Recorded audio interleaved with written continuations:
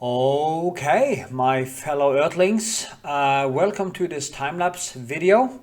In this I'm painting a red apple with leaves, and it's also one of my Patreon giveaways that I gave away last year to a very happy patron.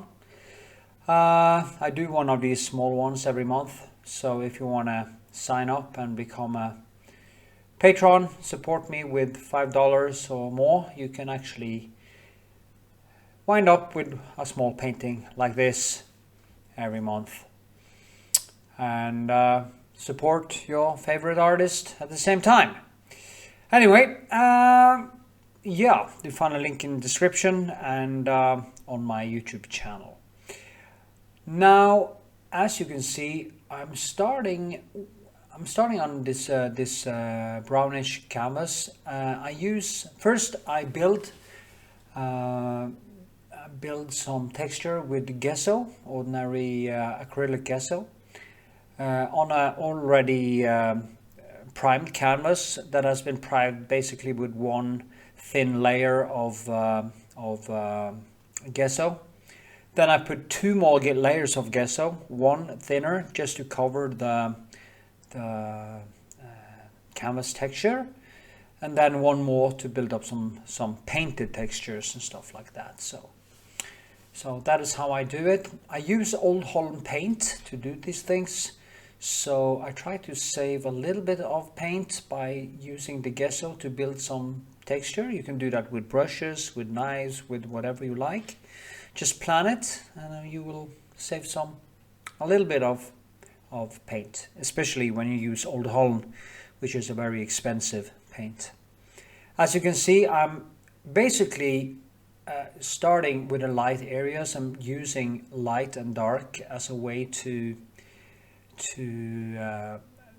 build. I think about when I paint, I think about everything as a sculpture. And if you look at Rembrandt's paintings and you look at many of the classics, they did the same thing. They use different types of brushwork, different types of thickness in the layers. They are basically building it not just as a visual thing, motif, but also as a physical thing. And this becomes more and more apparent as I go along.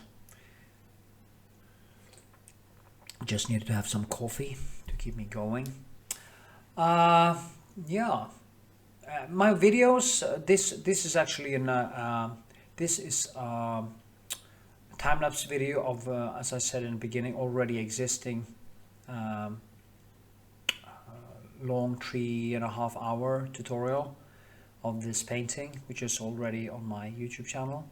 And if you find a link to it in the description, and you find a link after the video in the end of this video, so you can go check out the whole process. There I talk about painting and life and everything basically, and you can see how deep I go and how much I actually fight with the colors, how I never seem to be able to close the deal, how I become frustrated, how I just keep on banging on again and again and again and again. Here you can see this is layer number 2, so I use a glaze, and that is basically, my glaze is it is based on 70% turpentine and 30% linseed oil, and I just usually I use a mix between ultramarine blue and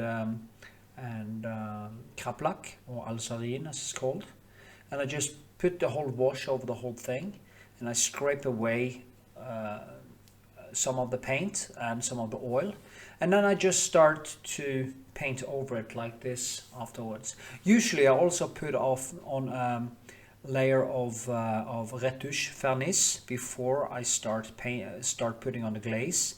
Maybe I let the retouche vernis dry for about 10-15 minutes, and then I put the glaze on.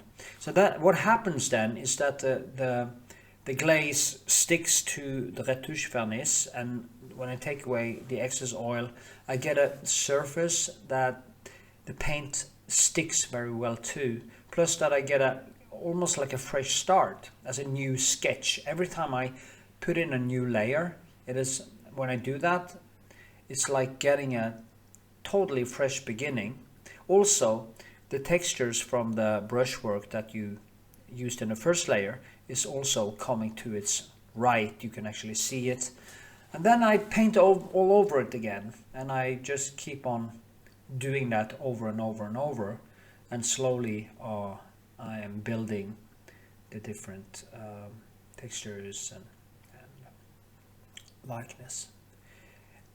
To me, painting an apple is of course easier than painting a face, painting a portrait or a human figure, because it's a little bit more relative.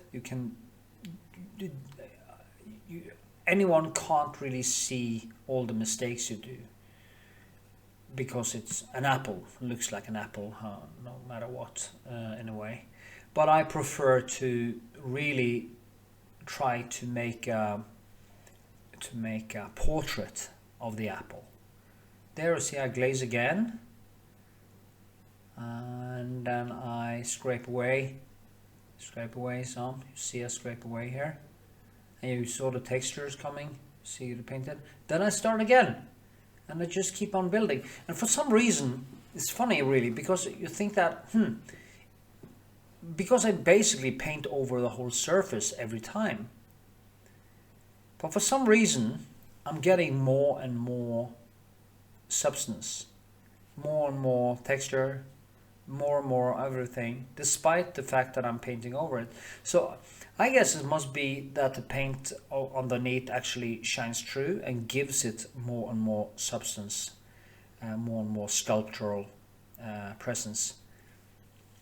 And of course, when I sketch in the beginning, I'm using a bigger pencil, bigger brushwork, and as I go along, the brush is becoming smaller and smaller, and a time span I have to paint on it to get more detail becomes more and more longer and longer.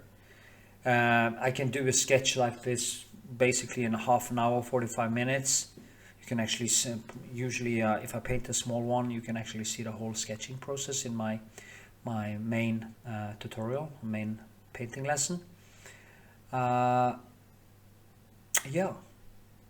so here, yeah, is this a new layer? No, you see here the brush is getting smaller and smaller. I put in more and more smaller and smaller detail, and after a while you are really starting to get into these really small. So yeah, I do make the bases first, and then in the end I don't necessarily paint over the whole thing every time, but it is basically yeah, that's what I'm doing. I'm actually watching myself here paint, and I wonder, okay. See here, I try to, and that's always a big problem for me, getting it to stick to the surface, getting that shine underneath there, because there is light coming from the surface you stand on, and kind of almost like a spotlight that shoots light up into the apple from underneath, and it's really difficult to find that right shadow underneath the apple to make it stand on the surface. The funny thing is, if you have painted a still life or something, you can turn it upside down, and you can actually see that that you have painted in gravity. You have painted in the feel of gravity. How it you turn it upside down, and it seems like it kind of flies up to the wall. No, to the roof. I mean, sorry, to the roof, instead of falling down. So it feels like you are actually painted in gravity, which is quite funny actually. Of course you have painted in gravity because you have painted in how it actually sticks to the surface. So yeah, and here you see I go deeper and deeper. I was so frustrated also because I used a lot of time in this this apple was really difficult, and it kept on it kept on rotting, and it kept on changing and changing and changing and changing. And I'm quite manic when I'm painting, so if things change, I just can't help myself. I just have to change the motif, and it can be frustrated because I've seen some artists, some really good artists actually, but they are, or painters, they are usually doing like one layer paintings, and it really looks like an onion or an apple, but they lack the one thing I find to be stunning about the classics, and that is substance, the sculptural thing, that the one that Rembrandt has. If you only do one layer, you can get really good at doing one layer paintings, or one or maybe two layer paintings, and you can get them to look very nice. But if you're gonna get that substance, you're gonna get that gravity, you're gonna really go deep into the textures and the colors, you have to use longer time and keep on painting over and over and over and over. That's the only way to go if you want to get that 3D effect in your paintings. The thing with my paintings is that the colors are better in real life, and also the sculptural dimension is much more visible in real life. I have real problems getting a good rendition, is that the right word, of the colors when I also make videos. It's, you know, the green becomes greener, redder, and it kind of is a little bit off compared to the real colors, and that's a little bit sad. Maybe I have to check out how I should use what kind of light I should have in my studio. Maybe I should go for one type of lighting. Right now I'm using fluorescent light with just warm white and white daylight fluorescent lights when I paint, and they may collide, and that is why I get that effect, and it's quite annoying because I'm using so much time twinking all these small details and colors, and when it kind of disappears when I photograph them or make a video, it's pretty frustrating actually. So, you know, I hope you get something out of this, because my videos on YouTube is usually very long. That is why I'm making these shorter time lapses, so I can briefly explain a little bit of what I'm doing. Also try to keep it a little bit more to the point, because when I do my longer tutorials I tend to rant off into basically existence, politics and everything, and for some people that might be a little bit boring. People come to my channel to learn to paint, I guess, and that is what I'm trying to give you. Yeah, as I said in the beginning, if you want to support my channel, support my artwork, and even maybe become a lucky patron that gets your hands on one of my paintings, you can go to Patreon, sign up for $1 or whatever, or $5.